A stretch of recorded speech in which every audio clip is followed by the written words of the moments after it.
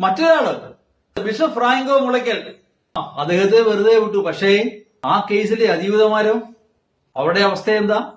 2023 Franco മുളയ്ക്കലിനെ വെറുതെ വിട്ടു.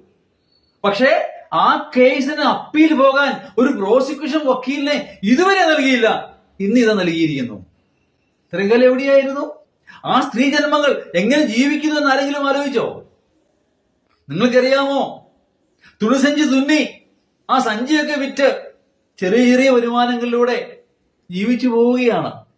To make both ends meet, കഷ്ടിച്ച് ജീവിച്ചു പോവുകയാണ്.